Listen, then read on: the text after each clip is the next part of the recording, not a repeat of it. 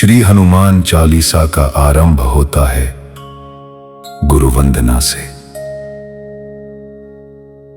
श्री गुरु चरण सरोज रज, निज मनु मुकुरु सुधारी। बरनों रघुबर बिमल जसु, जो दायकु फलचारी। अर्थात कवि सबसे पहले अपने गुरु के चरणों को प्रणाम करते हैं। वे कहते हैं कि गुरु की कृपा से मन रूपी दर्पण निर्मल होता है, और जब मन निर्मल हो जाता है तब उसमें भगवान श्री राम का पवित्र स्वरूप और उनका यश स्पष्ट दिखाई देने लगता है। इसके बाद हनुमान जी के स्मरण से पहले एक और विनम्र प्रार्थना की जाती है। बुद्धिहीन तनु जानिके, सुमिरौं पवन कुमार। बल बुद्धि विद्या देहु मोहि, हरहु कलेस विकार। अर्थात हे पवन पुत्र हनुमान, मैं स्वयं को अल्प बुद्धि वाला जानकर आपका स्मरण करता हूं। मुझे बल दीजिए, बुद्धि दीजिए, विद्या दीजिए, और मेरे जीवन के सभी कष्ट और विकार दूर कीजिए। यही विनम्र प्रार्थना हमें हनुमान जी की महिमा के द्वार तक ले जाती है। जय हनुमान ज्ञान गुण सागर, जय कपीस तिहु लोक उजागर। अर्थात हनुमान जी ज्ञान और गुणों के अथाह सागर हैं। वे वानरों के स्वामी हैं और तीनों लोकों में उनका यश प्रकाशित है।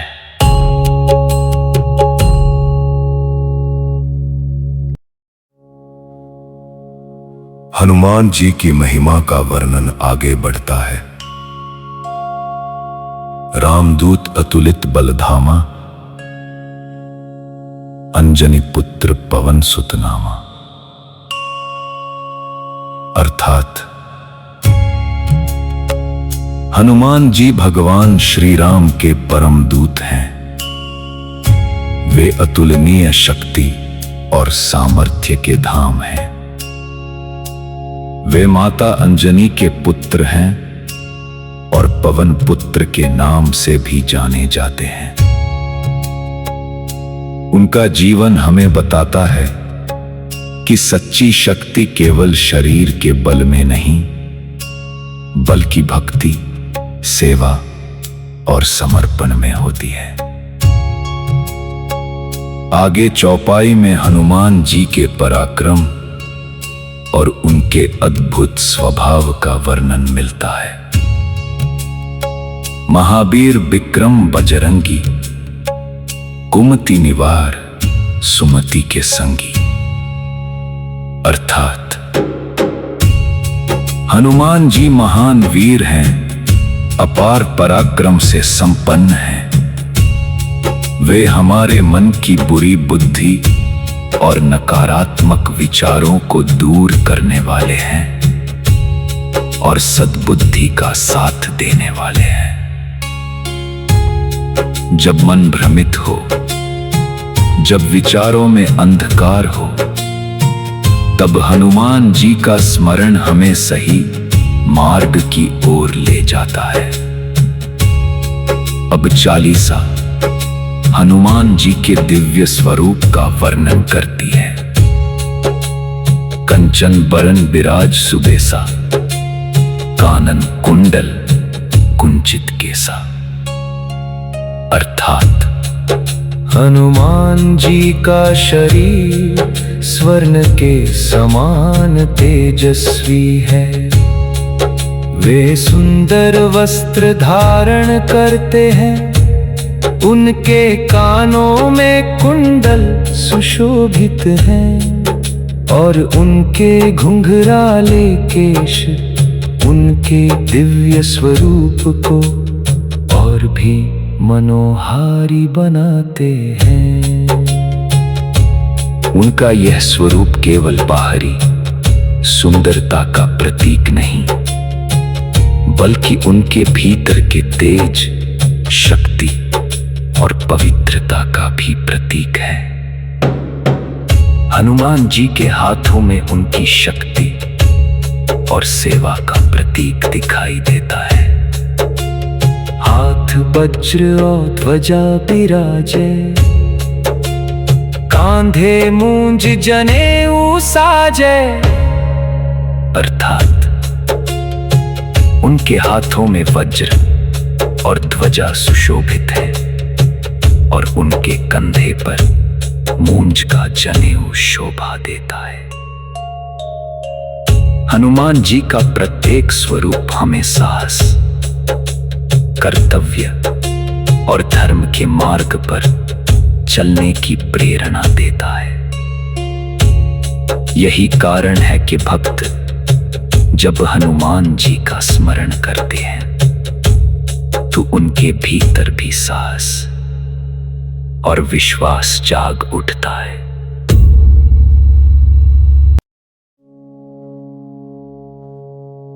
हनुमान जी के दिव्य स्वरूप का वर्णन करने के बाद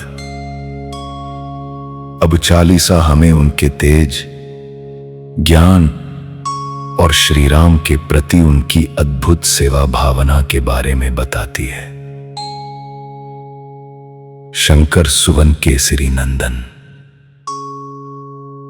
तेज प्रताप महाजगवंदन।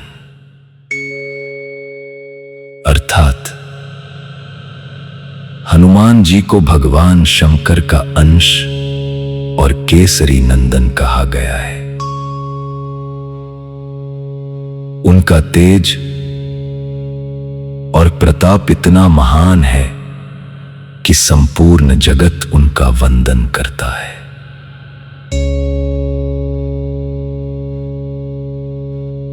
उनके भीतर शक्ति थी, लेकिन उस शक्ति के साथ विनम्रता भी थी।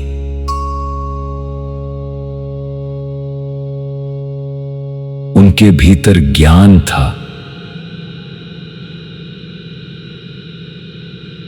लेकिन उस ज्ञान के साथ सेवा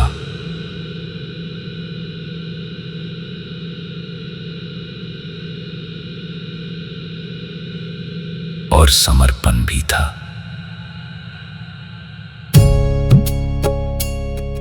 इसीलिए हनुमान जी केवल बल के प्रतीक नहीं हैं, वे बुद्धि, विनय और भक्ति के भी प्रतीक हैं। अब अगली चौपाई हमें उनके ज्ञान और उनकी सबसे बड़ी विशेषता, भगवान श्री राम की सेवा के प्रति उनकी तत्परता के बारे में बताती है। विद्यावान गुणी अति चातुर, राम काज करिबे को आतुर। अर्थात हनुमान जी विद्या से संपन्न हैं, अनेक गुणों से युक्त हैं और अत्यंत बुद्धिमान तथा चतुर हैं। लेकिन उनके ज्ञान और बुद्धि का सबसे सुंदर उपयोग किसमें होता है? श्री राम के कार्य में। वे सदैव राम काज करने के लिए तत्पर रहते हैं। उनके लिए सेवा केवल कर्तव्य नहीं, बल्कि प्रेम और भक्ति का स्वरूप है। यही हमें एक बहुत गहरी सीख देता है। जब ज्ञान और शक्ति किसी महान उद्देश्य की सेवा में लगते हैं, तभी उनका वास्तविक महत्व सामने आता है। और हनुमान जी के लिए वह महान उद्देश्य था श्री राम की सेवा। अब चालीसा हमें बताती है कि हनुमान जी को भगवान श्री राम की कथा सुनने में कितना आनंद आता है। प्रभु चरित्र सुनिबे को रसिया, राम लखन सीता मन बसिया। अर्थात हनुमान जी को भगवान श्री राम के चरित्र और उनकी कथा सुनने में अत्यंत आनंद मिलता है और उनके हृदय में श्री राम, लक्ष्मण और माता सीता सदैव विराजमान रहते हैं। यही हनुमान जी की भक्ति का सबसे सुंदर स्वरूप है। उनके हृदय में शक्ति से पहले भक्ति है और उनके जीवन के केंद्र में केवल श्री राम है। यही से हनुमान जी की भक्ति की यात्रा और भी गहरी होने लगती है।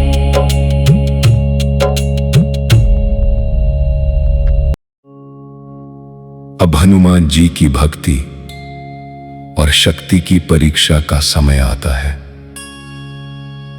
भगवान श्री राम का कार्य सामने था और हनुमान जी उसे पूरा करने के लिए पूरी तरह तैयार थे। चौपाई कहती है, प्रभु चरित्र सुनिबे को रसिया, राम लखन सीता मन बसिया। अर्थात हनुमान जी के हृदय में श्री राम, लक्ष्मण और माता सीता सदैव बसे हुए हैं। इसी भक्ति की शक्ति उन्हें उस महान कार्य के लिए प्रेरित करती है जिसके लिए उन्हें समुद्र पार करके लंका जाना था। आगे चालीसा में उनके अद्भुत पराक्रम का वर्णन आता है। सूक्ष्म रूप धरी सियहि दिखावा, बिकट रूप धरी लंक जरावा। अर्थात माता सीता के सामने हनुमान जी ने अपना अत्यंत छोटा और विनम्र रूप धारण किया ताकि वे बिना किसी भय के उनके सामने जा सकें। लेकिन जब लंका की अधर्मपूर्ण शक्ति के सामने अपने पराक्रम की आवश्यकता हुई, तब उन्होंने अपना विशाल और भयंकर रूप धारण किया और इसी पराक्रम से उन्होंने लंका को अग्नि की लपटों में घेर दिया। यह हमें एक अद्भुत सीख देता है। सच्ची शक्ति वही है जो परिस्थिति के अनुसार स्वयं को नियंत्रित करना जानती है। जहां विनम्रता आवश्यक हो, वहां हनुमान जी सूक्ष्म बन जाते हैं और जहां धर्म की रक्षा के लिए साहस आवश्यक हो, वहां वही हनुमान जी अपना विराट रूप धारण कर लेते हैं। भीम रूप धरि असुर संहारे, रामचंद्र के काज संवारे। अर्थात हनुमान जी ने अपना विशाल और शक्तिशाली रूप धारण करके अनेक असुरों का संहार किया और भगवान श्री राम के कार्य को पूरा करने में अपना सर्वस्व समर्पित कर दिया। उनके लिए अपना पराक्रम दिखाना उद्देश्य नहीं था, उनका एक ही उद्देश्य था, श्री राम का कार्य पूरा करना। और यही हनुमान जी की भक्ति की सबसे बड़ी विशेषता है। उनकी शक्ति हमेशा सेवा के लिए थी। उनका ज्ञान हमेशा धर्म के लिए था और उनका हृदय हमेशा श्री राम के लिए था।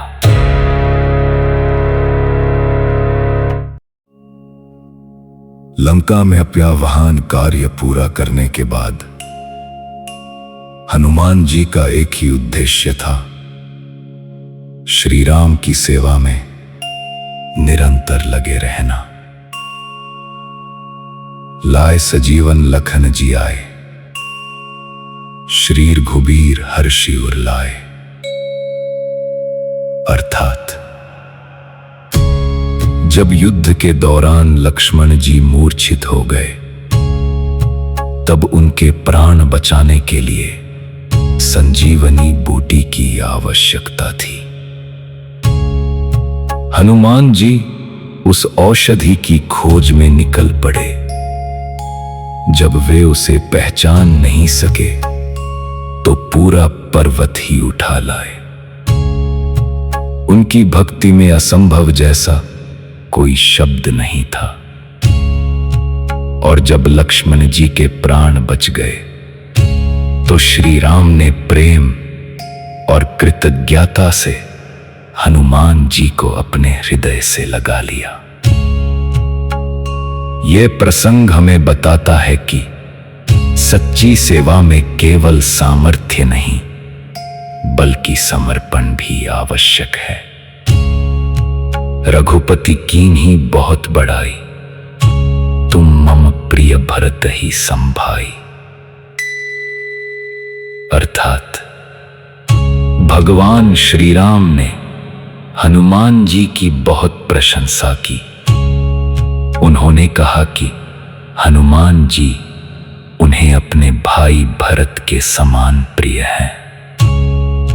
एक भक्त के लिए इससे बड़ा सम्मान और क्या हो सकता है कि स्वयं भगवान उसे अपने हृदय के अत्यंत निकट स्थान दें। सहस बदन तुम्हरो जस गावे, अस कही श्रीपति कंठ लगावे। अर्थात भगवान श्री राम कहते हैं कि हजारों मुख भी हनुमान जी के यश का पूर्ण वर्णन नहीं कर सकते। और इतना कहकर श्री राम ने हनुमान जी को अपने गले से लगा लिया। यह दृश्य केवल भगवान और भक्त का मिलन नहीं है, यह उस प्रेम का प्रतीक है जिसमें भक्त अपने लिए कुछ नहीं चाहता और भगवान उस निस्वार्थ भक्ति को अपने हृदय में स्थान देते हैं। सनकादिक ब्रह्मादि मुनीसा, नारद सारद सहित अहिसा। अर्थात सनकादिक ऋषि, ब्रह्मा जी, महर्षि नारद, माता सरस्वती और शेषनाग जैसे महान दिव्य स्वरूप भी हनुमान जी की महिमा का पूर्ण वर्णन नहीं कर सकते। जम कुबेर दिगपाल जहां थे, कभी कोबिद कही सके कहां थे। अर्थात यमराज, कुबेर और चारों दिशाओं के दिगपाल, महान कवि और विद्वान, कोई भी हनुमान जी के यश की पूरी सीमा नहीं बता सकता, क्योंकि हनुमान जी की महिमा केवल उनके बल में नहीं बल्कि उनकी अटूट राम भक्ति में है।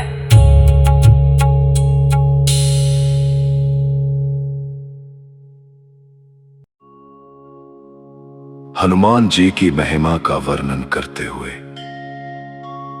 अब हनुमान चालीसा हमें उनके उन कार्यों की याद दिलाती है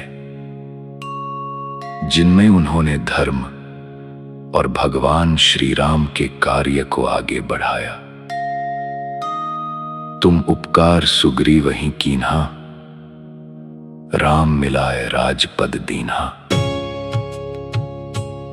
अर्थात हनुमान जी ने सुग्रीव की सहायता की और उन्हें भगवान श्री राम से मिलाया। श्री राम और सुग्रीव की मित्रता के बाद सुग्रीव को उनका खोया हुआ राज्य वापस प्राप्त हुआ। यह प्रसंग हमें बताता है कि हनुमान जी केवल स्वयं महान कार्य नहीं करते थे, बल्कि दूसरों को भी उनके सही मार्ग और सही संबंध तक पहुंचाने वाले थे। तुम्हारो मंत्र विभीषण माना, लंकेश्वर भय सब जग जाना। अर्थात लंका के राजा रावण के भाई विभीषण ने हनुमान जी की बात और उनकी धर्म की भावना को स्वीकार किया। आगे चलकर विभीषण ने श्री राम का साथ चुना और अंततः लंका के राजा बने। हनुमान जी ने उन्हें यह समझने का साहस दिया कि सत्य का साथ देना अपने ही परिवार और पुराने संबंधों के विरुद्ध खड़े होने से भी बड़ा धर्म है। जुग सहस्त्र योजन पर भानु, लील्योताहि मधुर फल जानू। अर्थात बाल अवस्था में हनुमान जी ने आकाश में चमकते सूर्य को देखा और उसे एक सुंदर फल समझ लिया। उन्होंने उसे पकड़ने के लिए आकाश की ओर छलांग लगा दी। यह प्रसंग हनुमान जी की अद्भुत शक्ति और बाल सुलभ सरलता दोनों को दर्शाता है। प्रभु मुद्रिका मेली मुख माही, जलधि लांघि गए अचरज नाही। अर्थात जब माता सीता का पता लगाने के लिए समुद्र पार करना था, तब श्री राम की अंगूठी अपने साथ लेकर हनुमान जी समुद्र के पार लंका पहुंच गए। उनके लिए यह असंभव नहीं था, क्योंकि उनके भीतर श्री राम की भक्ति से जन्मी शक्ति थी। दुर्गम काज जगत के जेते, सुगम अनुग्रह तुम्हरे तेते। अर्थात संसार में जितने भी कठिन कार्य हैं, वे हनुमान जी की कृपा से सरल हो सकते हैं। लेकिन इसका अर्थ केवल बाहरी चमत्कार नहीं है। जब मन में विश्वास हो, जब बुद्धि सही दिशा में हो, और जब उद्देश्य धर्म और सेवा का हो, तो कठिन से कठिन मार्ग भी पार किया जा सकता है। हनुमान जी हमें यही विश्वास देते हैं कि भय से बड़ा हमारा साहस है और कठिनाई से बड़ी हमारी श्रद्धा। राम दुआरे तुम रखवारे, होत न आज्ञा बिनु पैसारे। अर्थात हनुमान जी को श्री राम के द्वार का रक्षक कहा गया है। उनकी कृपा और अनुमति के बिना उस दिव्य द्वार में प्रवेश संभव नहीं माना जाता। यह पंक्ति हमें याद दिलाती है कि श्री राम तक पहुंचने का सबसे सुंदर मार्ग हनुमान जी की भक्ति और सेवा से होकर जाता है।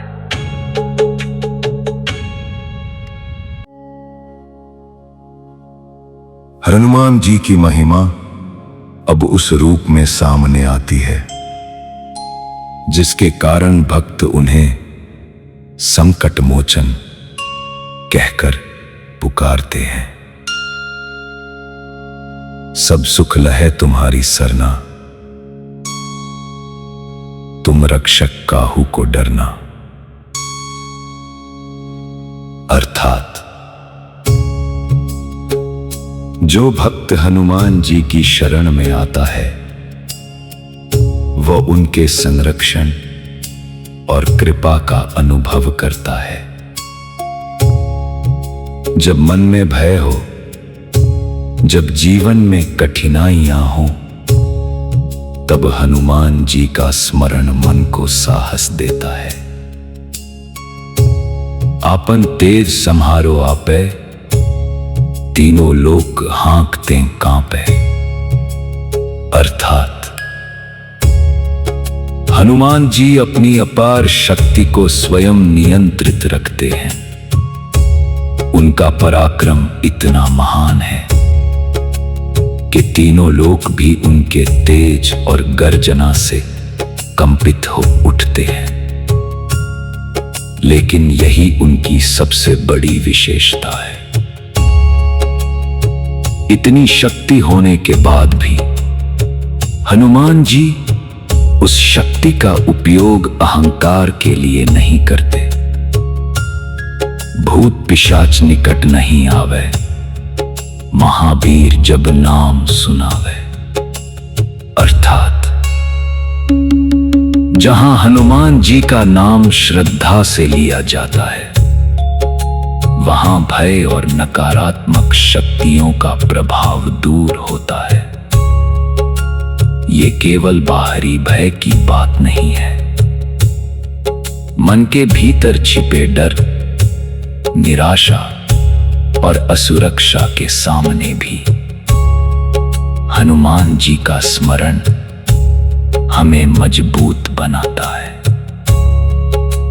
नासे रोग हरे सब पीरा, जपत निरंतर हनुमत बीरा। अर्थात हनुमान जी के निरंतर स्मरण से भक्त अपने कष्टों में आशा और साहस पाता है। जब हम कठिन समय में भी विश्वास बनाए रखते हैं तो मन टूटने के बजाय संघर्ष करने की शक्ति पाता है। संकट ते हनुमान छुड़ावे, मन क्रम वचन ध्यान जो लावे। अर्थात जो व्यक्ति अपने मन, कर्म और वचन से हनुमान जी का स्मरण करता है, हनुमान जी उसके संकटों से निकलने का मार्ग सरल करते हैं। मन से उनका ध्यान, वाणी से उनका नाम और कर्म से धर्म का पालन, यही सच्ची भक्ति का मार्ग है। सब पर राम तपस्वी राजा, तिनके काज सकल तुम साजा। अर्थात भगवान श्री राम सभी के स्वामी है और हनुमान जी उनके प्रत्येक कार्य को पूरा करने में सदैव तत्पर रहते हैं। हनुमान जी की पूरी शक्ति, पूरी बुद्धि और पूरा जीवन श्री राम की सेवा को समर्पित है और शायद यही उनकी भक्ति का सबसे बड़ा रहस्य है। उन्होंने अपनी शक्ति को कभी अपना नहीं माना। उन्होंने हमेशा कहा, सब कुछ श्री राम का है। और इसी समर्पण ने एक साधारण भक्त को अमर भक्ति का प्रतीक बना दिया।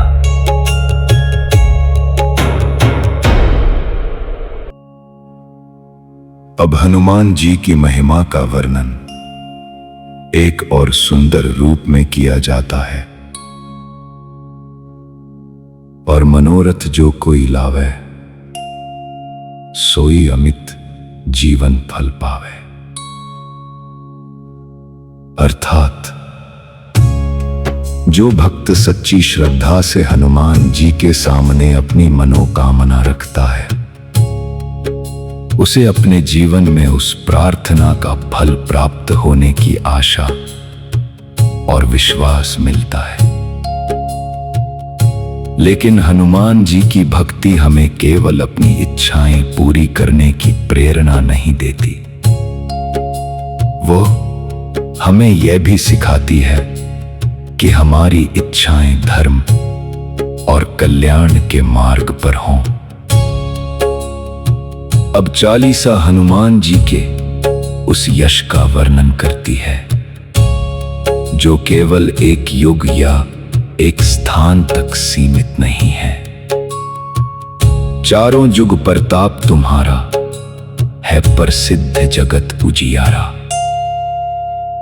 अर्थात चारों युगों में हनुमान जी का प्रताप प्रसिद्ध है।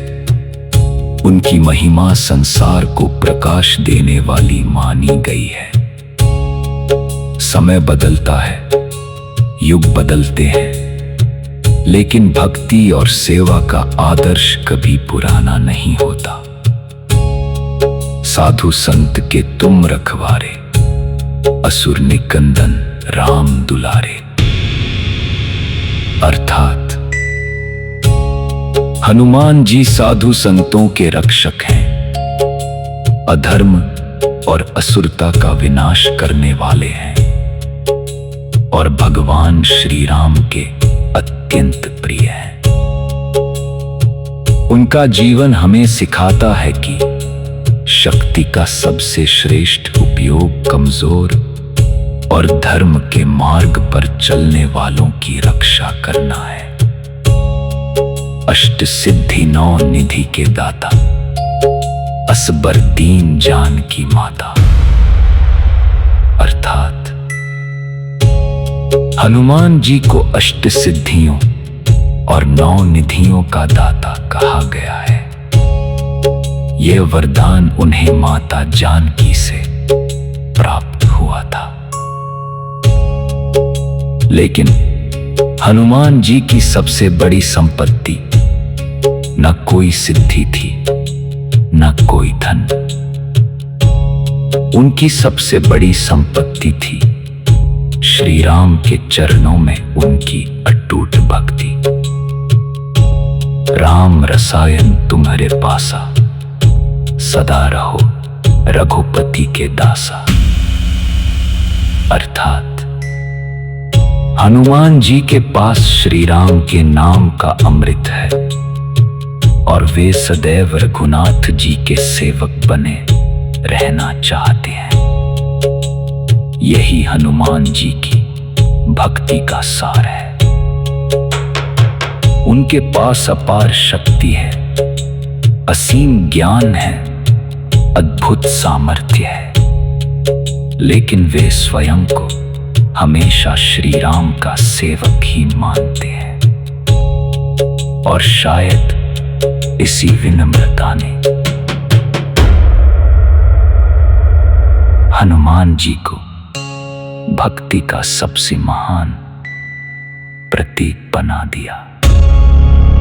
अब हनुमान चालीसा हमें भक्ति के उस मार्ग की ओर ले जाती है जहां हनुमान जी की भक्ति स्वयं भगवान श्री राम तक पहुंचने का माध्यम बन जाती है। तुमरे भजन राम को पावे, जन्म जन्म के दुख बिसरावे। अर्थात हे हनुमान जी, आपकी सच्ची भक्ति मनुष्य को भगवान श्री राम के चरणों तक पहुंचाती है और प्रभु की भक्ति में मन लगने पर जीवन के पुराने दुखों और पीड़ाओं का प्रभाव धीरे धीरे मिटने लगता है। भक्ति केवल दुख दूर करने का साधन नहीं है। भक्ति मनुष्य के भीतर वह शक्ति जगाती है जिससे वह दुखों का सामना करना सीखता है। अंतकाल रघुबरपुर जाई, जहां जन्म हरि भक्त कहाई। अर्थात जो व्यक्ति जीवन भर प्रभु की भक्ति में अपना मन लगाए रखता है, उसका अंतिम लक्ष्य भी प्रभु की शरण बन जाता है। और जहां भी उसका जन्म हो, वह हरि का भक्त कहलाने योग्य बने। यही भक्त के जीवन की सबसे सुंदर कामना है। और देवता चित्त न धरई, हनुमत से ही सर्व सुख करई। अर्थात हनुमान जी की भक्ति में मन लगाने वाले भक्त को सभी देवताओं की कृपा का फल प्राप्त होने की बात कही गई है। यहां संदेश यह है कि जब मन सच्ची श्रद्धा और एकाग्रता से ईश्वर की ओर मुड़ जाता है, तो भीतर शांति और संतोष का अनुभव होने लगता है।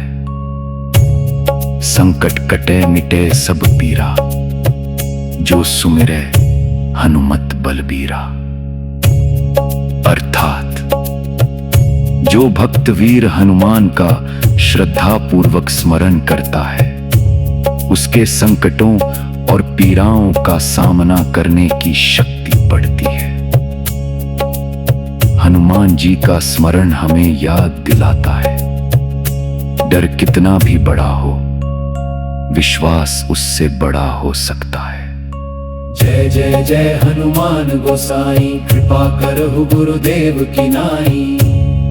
अर्थात हे हनुमान जी, आपको बार बार प्रणाम। हम पर भी अपने गुरु के समान कृपा कीजिए।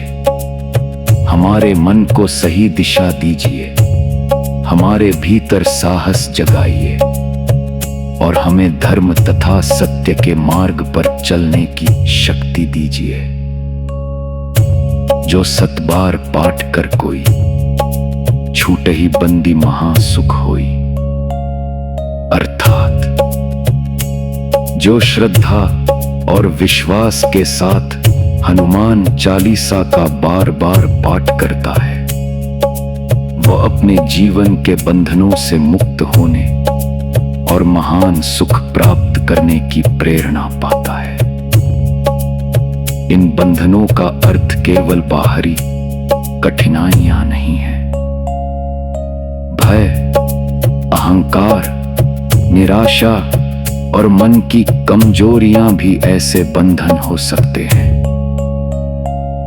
जो यह पढ़े हनुमान चालीसा, होए सिद्धि साखी गौरी सा। अर्थात जो श्रद्धा से हनुमान चालीसा का पाठ करता है, उसे सिद्धि और आध्यात्मिक उन्नति प्राप्त होने की बात कही गई है।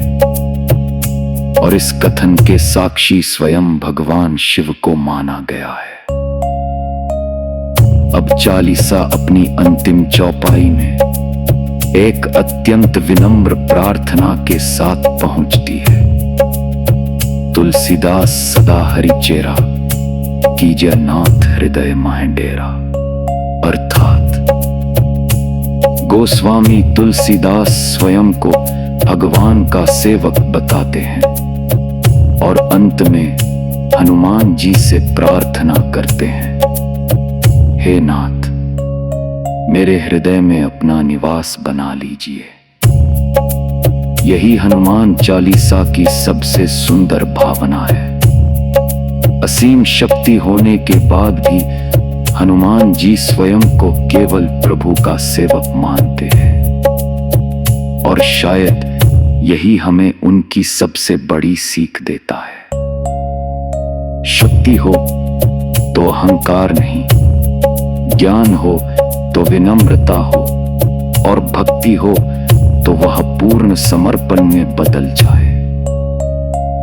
यही है हनुमान जी की भक्ति, यही है श्री राम के प्रति उनका प्रेम, और यही है हनुमान चालीसा का हृदय। अब हनुमान चालीसा अपनी अंतिम प्रार्थना के साथ पूर्ण होती है। पवन तनय संकट हरन मंगल मूर्ति रूप, राम लखन सीता सहित हृदय बसहु सूर भूप। वार समापन दोहे का अर्थ अर्थात, हे पवन पुत्र हनुमान जी, आप सभी संकटों को हरने वाले और मंगल अर्थात शुभता के स्वरूप हैं। हे देवताओं में श्रेष्ठ प्रभु भगवान श्री राम, माता सीता और लक्ष्मण जी सहित आप मेरे हृदय में सदैव निवास करें। यह केवल एक प्रार्थना नहीं, बल्कि भक्त के पूर्ण समर्पण की भावना है। भक्त चाहता है कि उसके हृदय में हनुमान जी की भक्ति बनी रहे, और उस भक्ति के साथ श्री राम, माता सीता और लक्ष्मण जी का स्मरण भी कभी न छूटे। यही भावना हनुमान चालीसा को संकट से मुक्ति की प्रार्थना से आगे ले जाकर भक्ति, विनम्रता और प्रभु के चरणों में पूर्ण समर्पण की यात्रा का सुंदर समापन देती है।